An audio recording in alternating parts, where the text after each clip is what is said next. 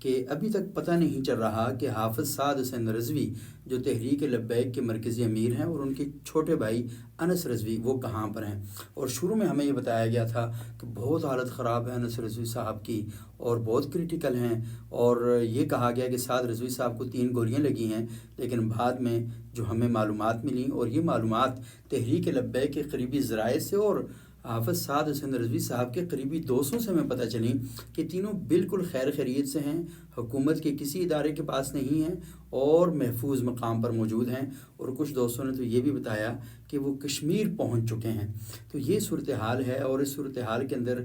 جو نئی ڈیولپمنٹس ہوئی ہیں وہ آج جو پنجاب میں کیبنٹ کا اجلاس ہوا، اور اس اجلاس میں جو صوبائی حکومت ہے اس نے وفاقی حکومت سے کہا کہ ٹی ایل پی پر فوری طور پر پابندی لگائی جائے، اور ساتھ ہی انہوں نے اس بات کا مطالبہ کیا کہ ان کے اکاؤنٹس بند کیے جائیں گے، ان کے مدرسے بند کیے جائیں گے، ان کی مسجدیں بند کی جائیں گی، اور جس طرح جو کالعدم تنظیمیں ہیں ان کے ساتھ رویہ اور سلوک رکھا گیا تھا کہ ان کے جتنے بھی لوگ ہیں ان کو شیڈول 4 میں ڈالا جائے گا، اور وہ ایک ضلع سے دوسرے ضلع جب بھی جائیں گے تو تھانے کو بتا کر جائیں گے، متعلقہ تھانے کو، کہ آپ دوسری جگہ موومنٹ کرنے جا رہے ہیں۔ تو یہ ایک صورتحال ہے، حکومت کی طرف سے بڑا شدید قسم کا پریشر ہے، اور حکومت جو ہے اس کی اتنی اوقات نہیں ہے کہ وہ ٹی ایل پی پہ اتنا بڑا پریشر بلڈ کر سکے۔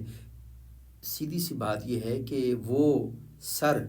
جن کے اوپر کچھ عرصہ پہلے تک ہماری اسٹیبلشمنٹ کا دست شفقت تھا، اب وہ ہاتھ نہیں رہا، اون و گلاں نہیں رہی ہیں۔ تو یہ صورتحال اس وقت بن چکی ہے، لیکن اس کے باوجود کل جمعہ، یعنی جو آج جمعہ ہے، تو جمعے کو پورے پاکستان میں احتجاجی مظاہرے ہوں گے، اور احتجاجی مظاہروں کے بعد کام سارا ختم ہو جائے گا، اور ریاست پاکستان نے اور حکومت پاکستان نے ایک فیصلہ کر لیا ہے، اور فیصلہ یہ ہے کہ اب پاکستان میں انتہا پسند جماعتوں کا قلع قمع کیا جائے گا، اور اس کی وجہ بڑی امپورٹنٹ ہے۔ آپ سمجھ رہے ہوں گے کوئی فلسطین کا ایشو ہے، کوئی اسرائیل کا ایشو ہے، تو اس طرح کی کوئی کہانی نہیں۔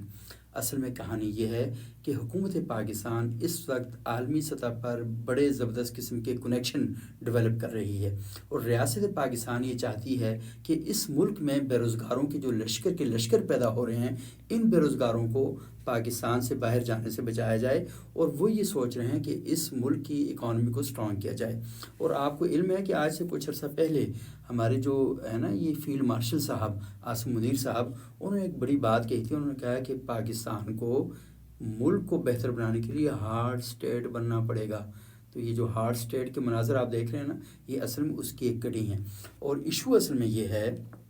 کہ گزشتہ دنوں جب ٹی ایل پی والے مظاہرہ کرنا چاہ رہے تھے، تو اس وقت پاکستان میں ایک اہم ترین ڈیلیگیشن آیا ہوا تھا،